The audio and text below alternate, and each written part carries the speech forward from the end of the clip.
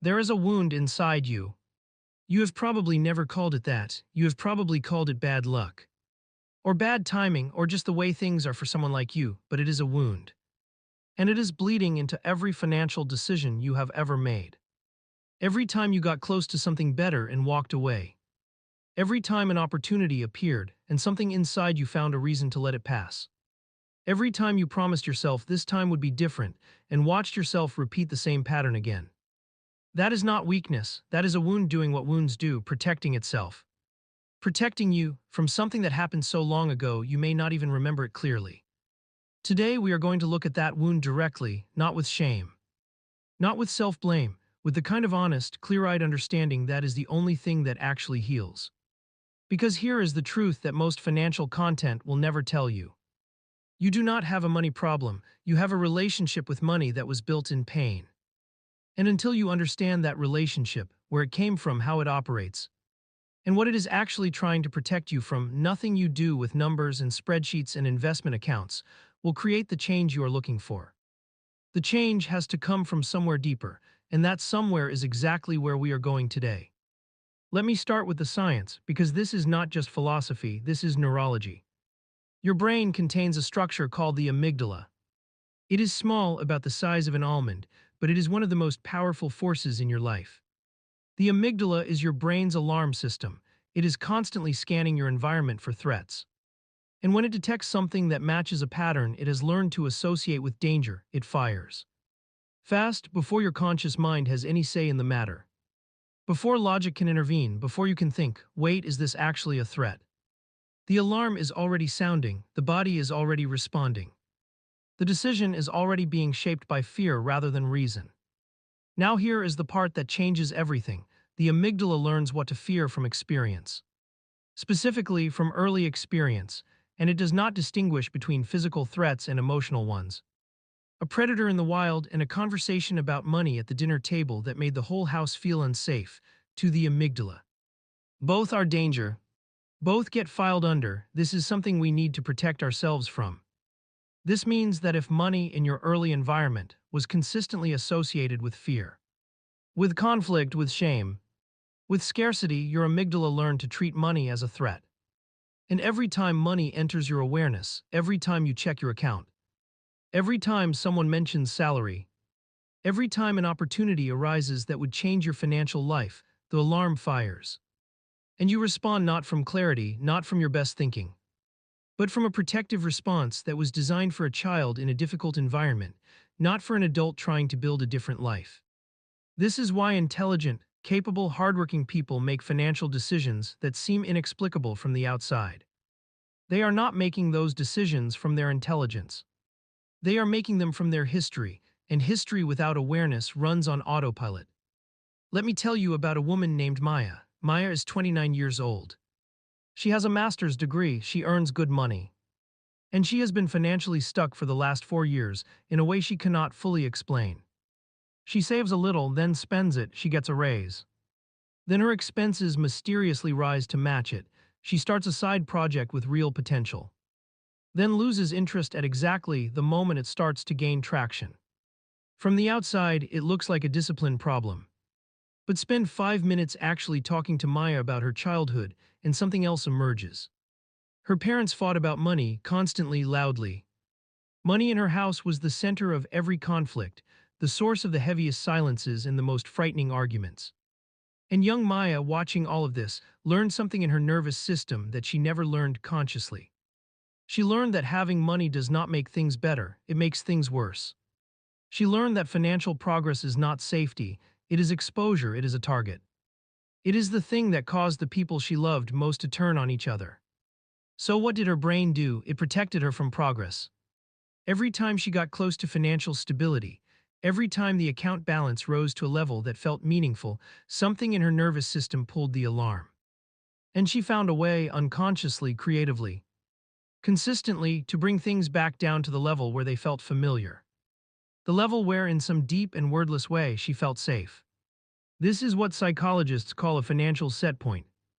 A level of financial reality that the nervous system has come to accept as normal, as home, and to which it will return, through whatever means necessary whenever circumstances push above it. Your financial set point was not chosen by you, it was set by your environment. By the emotional temperature of the household you grew up in. By the beliefs and behaviors and wounds of the people who raised you. And it has been operating as your financial thermostat ever since, quietly, invisibly, making adjustments to keep your financial life within the range it learned to expect. Understanding this is not depressing, understanding this is the beginning of freedom. Because a set point that was set can be reset, but not through willpower. Not through motivation, only through the kind of deep, honest psychological work that most people are never told they need. So what does that work actually look like? I want to give you something real here, not abstract, not theoretical. Something you can actually use. But before I do, I need to address something that comes up every time this kind of content is shared. Someone always says, but what about personal responsibility? Are you saying it is all just childhood programming? Are you saying people are not responsible for their own financial choices? No. That is not what I am saying. What I am saying is this. You are fully responsible for the choices you make. And you deserve to make those choices with accurate information about what is actually driving them. Responsibility without understanding is just blame. And blame of yourself or anyone else has never changed a single deeply ingrained psychological pattern. Understanding has, so let us understand. The first thing you need to know about changing a financial pattern that lives at the nervous system level is that it cannot be done with logic alone. You cannot think your way out of a wound. You can understand it intellectually, as you are doing right now, and that understanding matters. But understanding is the map, not the territory. The territory is the felt experience of sitting with a difficult financial reality and choosing differently than you have before. Not once, repeatedly, over time, until the nervous system has enough new evidence to begin updating its predictions. Because that is how the brain changes, not through insight, through new experience. Through repeated, embodied evidence that the old predictions were wrong. That money is not as dangerous as it learned, that progress is not the threat it was taught to fear. That you can tolerate the discomfort of financial growth without losing the things that actually matter to you. This brings me to the first practice I want to give you. I call it the discomfort audit. For the next 2 weeks, every time you feel resistance around a financial action, whether that is looking at your account, making a payment, pursuing an opportunity, or having a money conversation, pause before you act on the resistance. And write down 3 things. What is the action I am avoiding? What does the resistance feel like in my body? Not what do I think about it, what does it feel like physically?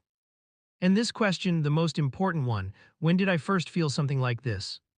You do not need a clear answer to that last question. The act of asking it begins to create a connection between your present behavior and its historical origin. And that connection, that thread between now and then, is where change begins.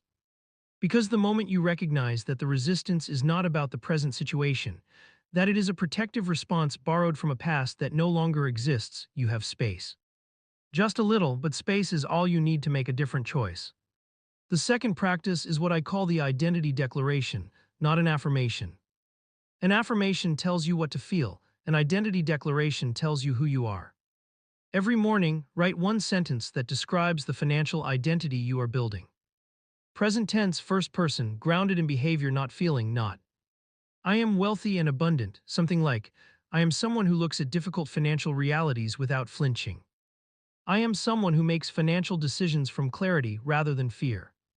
I am someone who is building something that did not exist in my family before me. The specificity matters, the behavioral grounding matters. Because the brain does not update its sense of identity through feeling. It updates through consistent behavioral evidence. And the identity declaration is a daily act of choosing which evidence you are going to create. The third practice is the weekly honest review, not a budget review. A psychological review, once a week, 10 minutes, a piece of paper, 3 questions. What financial behavior did I repeat this week that I do not want to repeat? What was I actually feeling in the moments before that behavior? And the most important question, what would the version of me I am becoming have done differently? Not what should I have done, what would the person I am becoming have done? That subtle shift from judgment to identity changes everything about how the brain processes the information. Judgment activates shame, and shame, research consistently shows, does not produce behavior change. It produces avoidance, the exact opposite of what you need.